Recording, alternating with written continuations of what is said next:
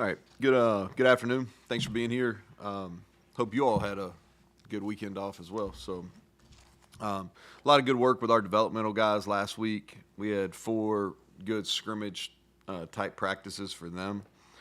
We practiced our guys that are actually playing majority of the snaps. They went for about an hour on Tuesday, Wednesday, and Thursday last week. And then our guys scrimmage, we did about 30 plays Tuesday, Wednesday, Thursday. Came back and did the same thing last night. So they got 4 good days in. We're going to give an offensive lineman of the week for the developmental group, and that's Johnny Williams, guy that excited about. He's had to play, and I think he's played in 3 of our 4 games now at left tackle, and I think he's really maturing and growing. I thought he had a good week. Defensively, Jacob Boyce, he's a guy that is going to play himself into the rotation. He had a really nice week. I thought he fit runs well, played well in some coverage situations. He was the defense player of the week. Offense player of the week was Dior Hubbard. Did a nice job not only in running the football but in protection. I thought he did a nice job, and someone we're excited about. And so the other thing I was going to hit on injuries, we should be, with the exception, I would say Crandall is probably questionable. I think everybody else will be that played against Kansas will be up and ready to go this week. So kind of turning the page to Oklahoma State, going to Stillwater, tough place to play, one of the toughest venues in the league. It's our first flight of the year. A lot of respect for what Coach Gundy's done there. Been extremely consistent over a long period of time, and a lot of success. So kind of just to preview them. Special teams, they're always very solid. They've got Coach Snyder there now, and he's got a long history of being really good on special teams. Great specialists, and Oklahoma State have had over the years. They've really had some really good punters and kickers. No exception this year. And then Presley in the return game. He's been a threat now. Feels like he's been there for a really long time. And he's returning kicks and punts, so he's always a threat. Offensively, they can hurt you with a run or pass. I think veteran group up front, they've had a couple of injuries, but they've got guys up there. I think every one of them that's played has 15 or more career starts, so a real veteran group. And it starts with Ollie Gordon. He's special. I don't know if we tackled him yet from last year's fourth quarter, so but he's a special player. Bowman's got great stats. I'm probably throwing it a little bit more this year, but he's got great stats so far. And then they've got real speed at receiver. And so a couple different guys can really go. Defensively, they're multiple. Mostly 3 down last year, kind of transitioned to a 4 down front this year. Their nose guards are very good. They make it. You got to account for them in the run game. They do a really good job getting push. I think Martin, the linebacker, is as good as anybody in our league. He plays the right way. He's impressive. And then their safety, Rucker, is fitting really well. I think he's made big strides since last year, so he really sticks out on film. But looking forward to getting back to it. All these Big 12 games, you watch them over the last weekend, and as we get into this conference, there's so much even play, and it's going to come down to the fourth quarter. I think turnovers, who can score touchdowns in the red zone, is kind of determining who wins these games that are coming down to the wire. So with that, I'll take questions. A lot of times the open week you do a deeper self-scout than maybe otherwise, and maybe make some, I don't want to say significant changes, but more than you would in a typical game. Do you guys look at that? You don't have to tell us exactly what you're going to change, but for do sure. You do that? Yeah, we for sure do. We look at it in all 3 phases. Really, what tendencies have we put on tape through 4 games? And then what are we getting exploited at in all 3 phases? What can we do to correct those? What can we do to break tendencies? We for sure do that. We also look in, I think we take a hard dive in what personnel are we not getting the most out of? Where do we have to get better? Who's not playing that can help us? Those are some things that you really look at as you get into it. I think there's things in all 3 phases we got to do better. We did a good amount, probably more than we normally do, of good on good work during the bye week. A lot of it was pass game work, offense versus defense. So you don't know if that pays off till you play a game. So that's the hope. But yeah, we did a lot of self-scout stuff. Personnel. Did you ID a few guys personnel-wise you think you want to get more action for? Well, I don't know. I think it really comes down to injuries. You want to You know, the guys we played through the first 4 games, we felt like give us the best opportunity. But are there some guys, you know, I think that really what that work was last week is if we have some injuries, which is going to occur as you go through a long season, you know, who are guys that are ready to go? You know, I think, and we talked about a few of them. You know, I think Boyce at safety is a guy that I think will play. Will he play this week? I think to be determined, but he's going to play as we get into the year. He'll help us on special teams as well. Dior Hubbard established himself. I think that, you know, hopefully we stay healthy. That's the goal. But if we don't, he's a guy that can make plays and he is preparing to take some quality snaps. You know, I think on the D-line, you know, Elijah Kinsler has done some nice things. He's the next guy up. So, like, if we have any injury, he's going to be the next guy that's getting in the rotation, and we're getting more comfortable with him. You know, I think Day Farmer made some plays last week for us. You know, he's the next guy up at receiver too. So I think those give you some names. I don't know if anybody steps up after the bye week and plays a ton of snaps, but I think it's about guys that are prepared if we have some injuries. Some of the takeaways from the Kansas State, Oklahoma State. Kansas State kind of imposed their will after the first quarter. What did you take away? I think some missed opportunities by Oklahoma State. That's a tough venue to go play, and you could tell they were into it. The crowd was into it. Just watching a little bit I didn't see all of it on the TV copy, but I saw the second half. Some missed opportunities there in the first half for Oklahoma State. You know, they miss a field goal that they probably feel like they should make. They turned the ball over in the red zone. In both those opportunities, while they were either it was close or they were ahead. You know, so I think some missed opportunities. The score probably looks a little worse than it actually, you know, how it played out. But that's a tough venue, and the thing too, you know, they're coming into this game off 2 losses. But if you look at what they did last year, playing in the Big 12 Conference Championship game, they had 2 losses in a row too. They lost South Alabama and Iowa State, and they rebounded to get all the way to the conference championship game. And so for Coach Gundy, and a lot of that staff's been together for a long time. They've dealt with adversity before. They've come back. And so we fully expect to get their best. You know, we feel like that they'll be ready to go. But they Utah is I think they were in the top 12 in the country when they played them. And then Kansas State's obviously the top 20 football team, and you go on the road. So they haven't been playing. They've played a really tough schedule this point too. Coach, you have Jaden Bray, former Oklahoma State. What kind of advantage is that? Are you able to pull anything from him that maybe you wouldn't be able to going into a game without a former player? Yeah, you know, I think we've had this a couple different times now, and really, I try not to put them in a tough. These are tough games for those guys. You know, like that wasn't a bad split. I don't believe. You know, and so I try not to put him in a bad place there because that was a place that was good for him. You know, he's from the state of Oklahoma. And so I'll ask him a few questions, but I try not to put any more pressure on him going back to his home state, going back to his former team than he already feels. Justin Robinson and Reed Carrico that didn't play against Kansas. Reed for sure will play. Justin, we'll see how he practices this week. Yeah, but Reed will for sure play. Justin, we'll be able to tell as we move through the week. Yeah, I feel he's going to play. He practiced last night for the first time, and so I feel like he'll play. How much, I think it would be determined on how he does this week. But, yeah, he'll play. Would you rather play a team coming off 2 wins or 2 losses? Yeah, probably wins, you know, like that is – but you don't get to pick them. You know,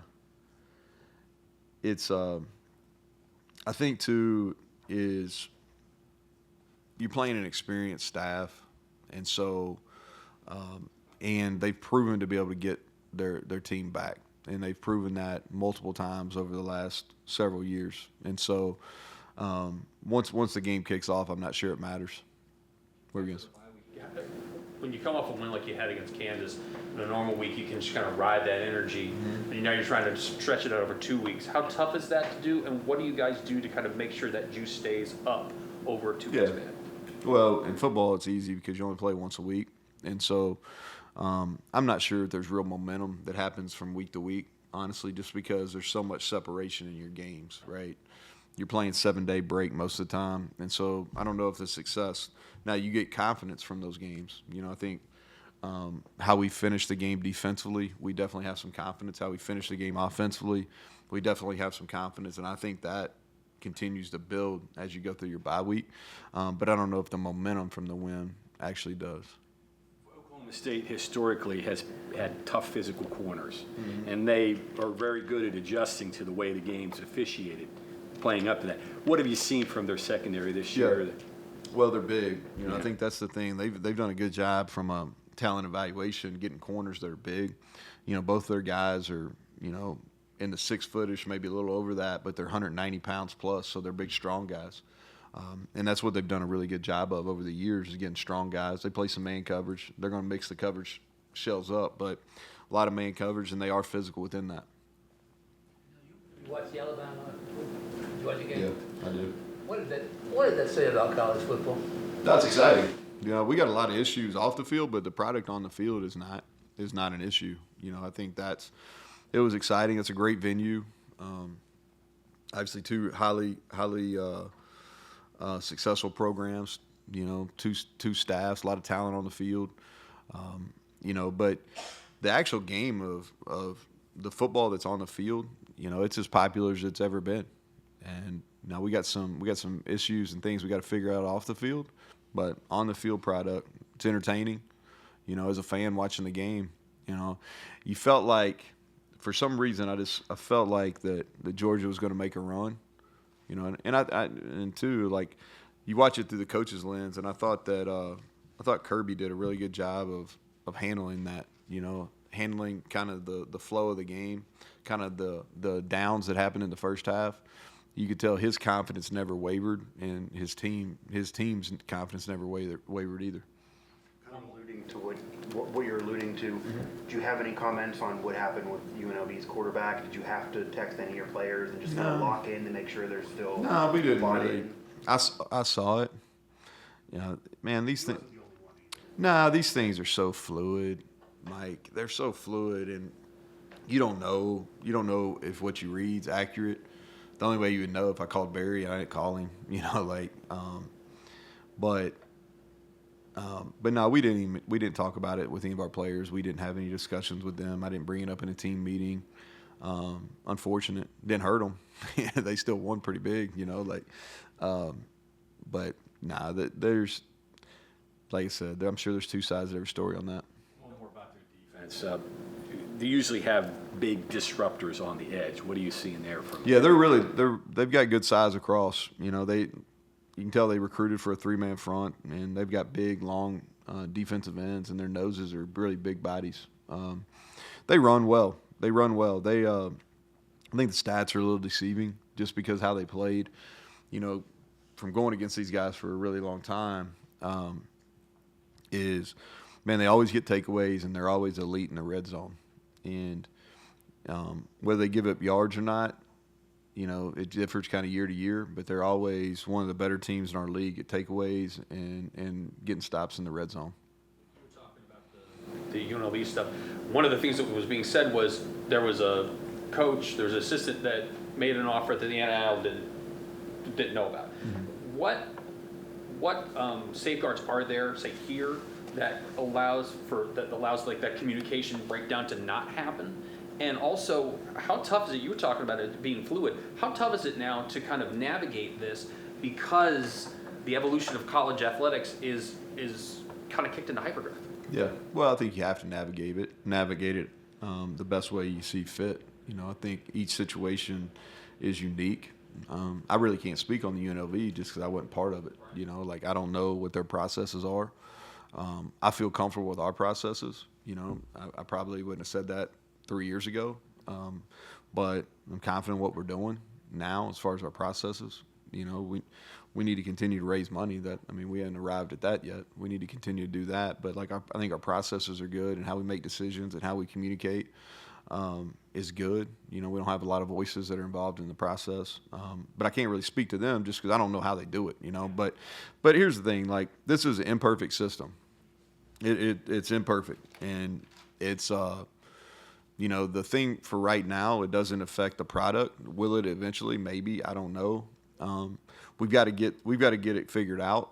I don't think we have a great system in place right now, but you never hear me sit up here and complain about it just because nobody wants to hear the head coach complain about it. I mean, seriously, they pay me a lot of money, and they pay you to figure it out. But it's not a great system, but it is what it is. Well, you said way back in the day, tell me the rules and I'll play them. That's exactly right, and nobody's really clear on them. Nobody's really clear on them. We got this house settlement that's out there that maybe it's going to get settled, maybe it's not. And man, the clock's ticking on that, because it's supposed to go into effect in 25, and that seems far off. But signing day's coming up, first week in December, and those guys want to know what it looks like. Roster reductions, is that part of it? Because that's going to happen quickly. Or your scholarship number's going to go up. That's going to happen quickly. So there's a lot of issues. The good thing is, I'm worried about how we can get first downs this week, and how we can stop them and get some first downs. Going back to this game now on the field, you joked about the Ollie Gordon performance. I mean, almost single-handedly bringing them back, the 141 in the fourth quarter. They blocked it really well too, single-handedly. He's a great player, but they blocked us pretty well. Sure, but do you feel like you're better suited now to face him? It's kind of been a similar thing where it feels like he hasn't fully exploded yet early in the season, and. Well, he got going a couple games prior to us last year, and he played well early in that game against. I think he got banged up a little bit, but he played really well early against Kansas State. Last year's game, we did some really nice things defensively. Really, what hurt us is we missed some tackles on third down. A couple of them on Presley, and then in the fourth quarter, we were trying to force the issue. We got behind after we had the error where we ran into our own punt returner. And then we got in a game where we were playing a little bit of catch up, and we had to gamble a little bit on defense. And then we didn't fit the split zone a couple times, and that's what hit us. That's what he hit 3 explosive runs, and I think 2 of them were on split zone, and we just didn't fit it very well. And so, but he's a great player. I hope it's Monty, you checking the Orioles over there? What are you doing? But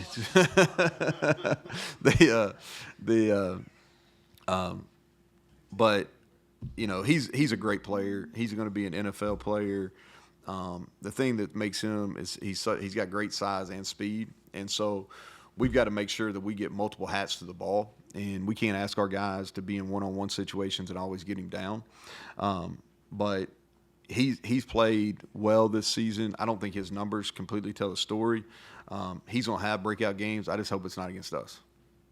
Close to 100%. And how vital is he for you? Yeah, he's played a lot of football. He's one of our better communicators back there. I thought he played his best game of the year up until he got hurt against Kansas. And so we fully expect him to play unless something changes this week. But he's a leader back there, and he's played a lot of football. And I think he should have a lot of confidence coming off that Kansas game on how he played before the injury. You mentioned obviously that earlier signing day this year. How has that changed, or has it changed anything for you guys in terms of? Not really. We've had most of our guys committed in the summer the last several years, so it just kind of moves it up. It's going to change your December because it's not going to be as hectic, and you're going to be focused more on portal kind of things. But the biggest thing hanging over is what are the rules going to be? That I think that's the thing that's hanging over. Moving the signing date up doesn't change a whole lot. You've got your guys pretty much thinking, got to be 1-0 each week. No. Yet, here comes October, and you've got Oklahoma State, Kansas State, Iowa State, and Arizona in a row. How do you handle that? How do you keep them? Yeah, I just think I really don't look ahead to it. I told our team yesterday, it's really just about.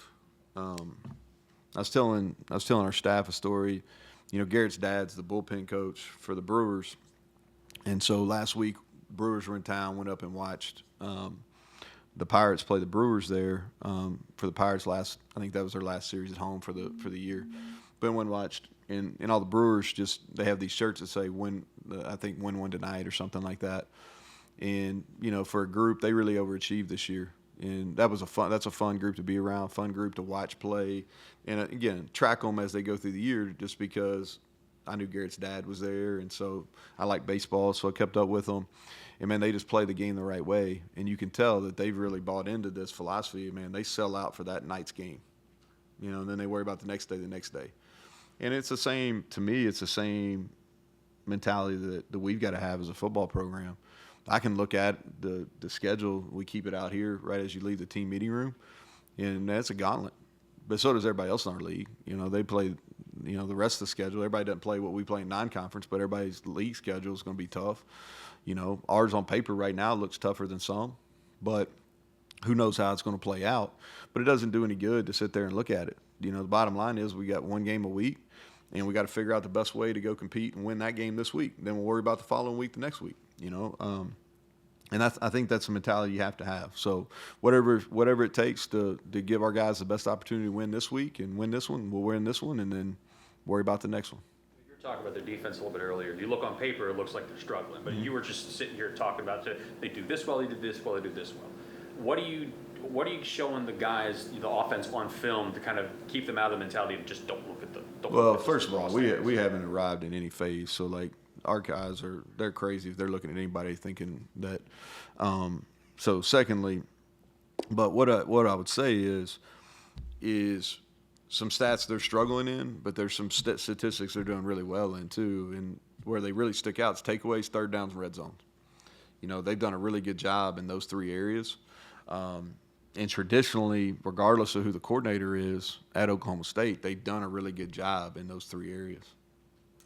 Closest to a pocket passer you've faced in the schedule so far with Bowman? Probably not. That. It's fair enough to say he's not as mobile as the other four you faced, right? Yeah, he's sneaky. They call some quarterback runs. He's hurt people with the quarterback draw. They ran some quarterback power with him last week. I think he's sneaky athletic. They have some plays for him. The thing that he does that's unique is he gets the ball out of his hand really fast. I mean, they've only had one sack all year. They've given up one sack all year. And that's as much a credit to him, probably more credit to him than the offensive line. The offensive line's doing a really good job in pass protection. But, man, he gets the ball out of his hand. And so, he makes it really difficult to get to him, whether it's pressures or hits or just because he gets the ball out of his hand so fast. Yeah, that's kind of who they are. Yeah. Yeah. Maybe this is because he was hurt or the game got away, but like Gordon just didn't get a ton of carries. I don't know if they were scheming it that way to make sure they threw it quick instead of running it. Can you do that? Can you defend an RPO that way just to get the You can. The thing that hurts you though is like you can't. You definitely don't, because a lot of those RPOs when you give away they end up being explosive passes, and that's and the reason they've it looks like it. I'm not in their meeting rooms. It looks like they've made the decision that they're going to be kind of centered on the run. They're going to RPO a lot of their runs to kind of fit whoever's the seventh fitter is going to be, or the eighth fitter if they're in 12 personnel. And a lot of their explosive passes have came off that. They've thrown the glance. Again, it kind of, regardless of who the coordinator has been there, you can go back for a really long time. Like they've been throwing those glances to the field and to the boundary, kind of those deep slants. And Bowman gets his gets it out of his hand really fast, and he's good. He's a good decision maker in that. But I think you have to be really careful if you go in and said, "Oh, we're gonna try to entice him to throw," because those can be really explosive plays.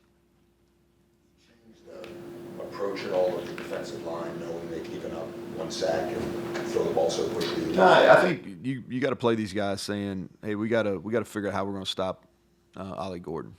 I think that's the mentality. Is we got, and I don't know, stop's not the right word. We got to figure out a way to contain him, and I think everything in the game plan then feeds off that. But it is what it is. They've given up one sack. I mean, and so. To think that we're going to go in there and just have a bunch of sacks is probably not realistic, But we got to figure out how to affect him, because they threw the ball 50 times last week. They're going to throw the football, So we got to figure out how to get some pressure and affect him. Understand that we may not get home all the time.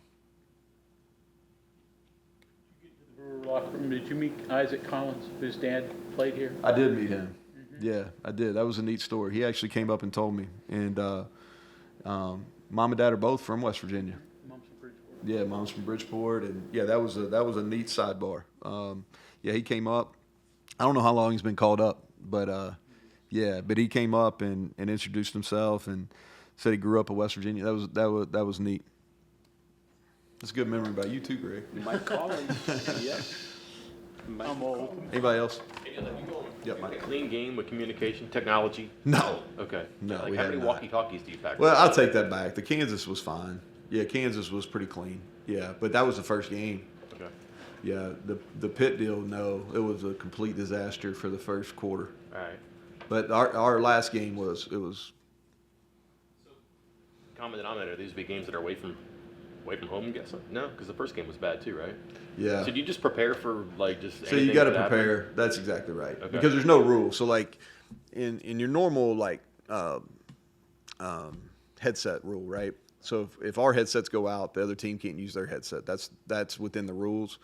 But for the Surface Pros and for the player or coach to player, that's not in the rule book. And so even if yours goes out, the other team can still use theirs. So what you go into is you just have you have some backup plans, and that's kind of what we've done. And there's multiple ways. There's a deal where you can wear a button and push the button. You can talk into the walkie-talkie, or we can still signal too. So we just have some backup plans. But the Kansas game was the first one where we've had pretty smooth. Headset issues? You've only had player to coach, right? Issues? Yeah, it's player to coach. No headset issues. I was just saying, like in the rule book, like if you have a headset issue, then the other team, like both sides have to either wear headsets or don't wear headsets. That's not the way it works with the coach to player. So even if our coach to player went out, the other team could still use theirs. No tablet issues. Yeah, we've not had any tablet Okay. issues. It's just a lot of technology to keep up with. I'm not It is. accustomed to that. It is Okay. a lot to keep up with. Okay. fair. What if your walkie-talkies go out? Do they have to use? So if even like if ours go out, the other team can still use theirs. Okay. So we had an issue. It just wasn't connected right. There's supposed to be an independent party that does it, and at Pitt it just wasn't connected correctly. We got it back like second quarter, something like that. All right, appreciate y'all.